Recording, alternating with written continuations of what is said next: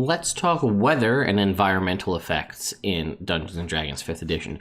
We know there's going to be a big, heavy focus on ice and tundra-themed terrain in the upcoming Icewind Dale Rime of the Frostmaiden, and I also know that that is the reason why we received updates to the Triton race and will be receiving updates to the Goliath race. That's all answered in this section of the Dungeon Master's Guide. If you want to see more, including WotC official confirmation, stay tuned. Those of you asking, this book back here, Modern Dungeons. Yeah, so here it is. What's up, folks? Ted from Nerd Immersion here. I saw a lot of people were questioning this. It's called Modern Dungeon. It's from Panic Productions. They were nice enough to send a copy to me. It's on my list of things to review, and they actually sent it to me a while ago, and I feel really bad I haven't reviewed it. But it's a 5th edition rule expansion to take 5e to modern times. Anyway. So let's talk about wilderness and weather and all that kind of stuff in D&D. So if we jump over to D&D Beyond, we can see in Chapter 5 of the Dungeon Master's Guide, it's called Adventure Environments. And there's a section under Wilderness Survival right here called Weather. And there you can see it'll tell you, if you're trying to figure out what weather to fit your campaign, here's some rolling tables. But this is where we want to focus on, is these extremes, because that's what we're talking about with these races. And obviously we're going to be dealing with extreme cold in Icewind Dale. So whenever the temperature is at or below 0 degrees Fahrenheit, a creature exposed to the cold must make a DC 10 Constitution saving throw at the end of each hour, which is something I feel people also forget. It's at the end of the hour, not like once and then it's done, or gain 1 level of exhaustion. So potentially, if you fail, you could be, if you're out in the cold for several hours, there's the increasing potential for you to fail saving throws, which means you could potentially, again, that's how a creature would die in the cold. You fail 6 saving throws for that, and you gain 6 levels of exhaustion, and you die. Creatures with resistance or immunity to cold damage automatically succeed on the saving throw, as do creatures wearing cold weather gear, thick coat, gloves, and the like, and creatures naturally adapted to cold climates. That's going to be the key factor that I think was overlooked, is naturally adapted to cold climates. So if you are, then you're fine.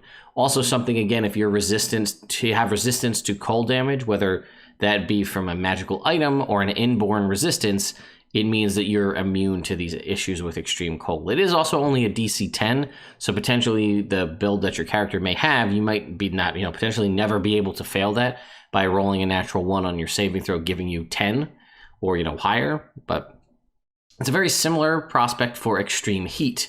100 degrees Fahrenheit or higher, a creature exposed to heat and without access to drinkable water must make a con saving throw at the end of the hour or gain a level of exhaustion. The DC is 5 for the first hour and increases by 1 for each additional hour. So it starts off low, and then as you're more and more time spent in the heat, it continues to get harder and harder to deal with. Creatures wearing medium or heavy armor or who are clad in heavy clothing have disadvantage on this saving throw.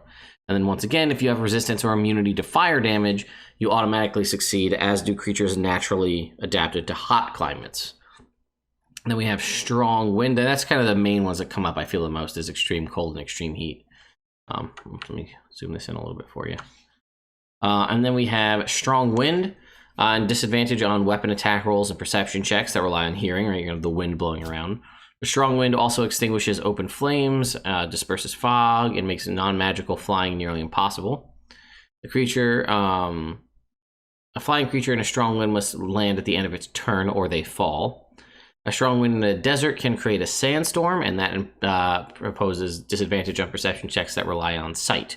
So everything we already dealt with, disadvantage on hearing, ranged attack rolls, non-magical flight is impossible, and then the sandstorm also makes it hard to see. That makes sense. And then we have heavy precipitation. Another one, I feel like if you're running like a salt march campaign where you're going to be out on the water, these kind of things are pretty important to you. Heavy precipitation, heavy rain or snowfall, so again, potentially also Icewind Dale, is lightly obscured as far as the lighting conditions go. The creatures in the area have disadvantage on wisdom checks that rely on sight. Heavy rain also extinguishes open flame and imposes disadvantage on perception checks that rely on hearing. Obviously, heavy snowfall doesn't affect you because it's just snow, doesn't make any noise. Then we have the other one that tied to the Goliath, which was high altitude. Traveling at altitudes of 10,000 feet or higher above sea level is taxing for a creature that needs to breathe because of the reduced amount of oxygen in the air. Each hour such a creature spends traveling at high altitude counts as 2 hours for the purposes of determining how long that creature can travel. Breathing creatures can become acclimated to a high altitude by spending 30 days or more at this elevation. Breathing creatures can't become acclimated to elevations above 20,000 feet unless they are native to such environments. And that basically right there, that is our Goliath line, right?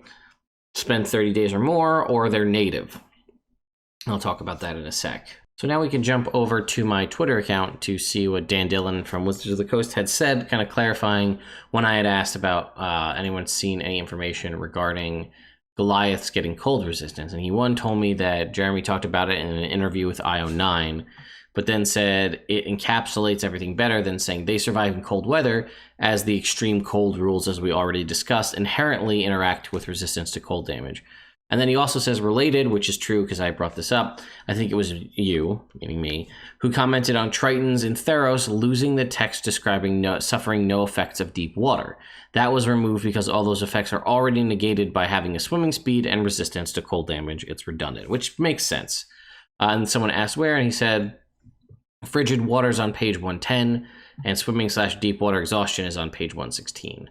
So if we were to jump down to Frigid Water, here it says, if you're immersed in frigid water for a number of minutes equal to your constitution modifier before any negative effects.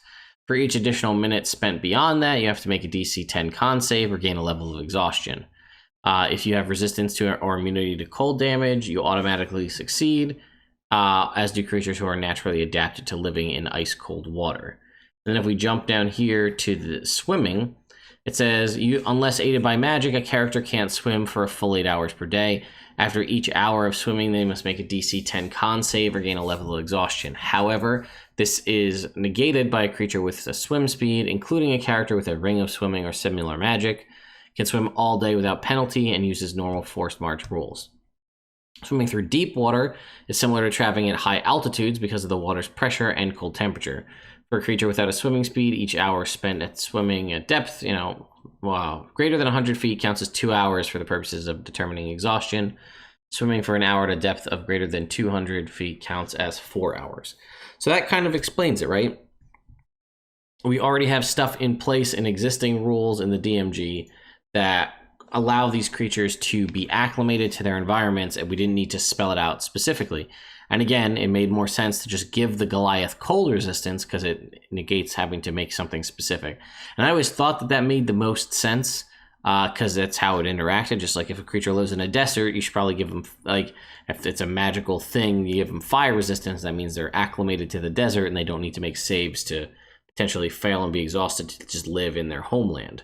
So I just wanted to touch a little bit on the weather section contained in the DMG because we obviously know we're going to be having a lot of icy stuff coming up in Icewind Dale, as well as to discuss those couple of changes to races we've seen recently and explain why those changes were made and how they're backed up. So thank you all so much for watching. Thank you to my patrons over on Patreon for continuing to support the channel. Last I checked, we're about 30 followers away from hitting my subscriber goal of 40,000 subscribers, which is kind of crazy to think about. So if you haven't subscribed to the channel and you like what I do here, I would really appreciate it if you did subscribe, and I will see you all next time.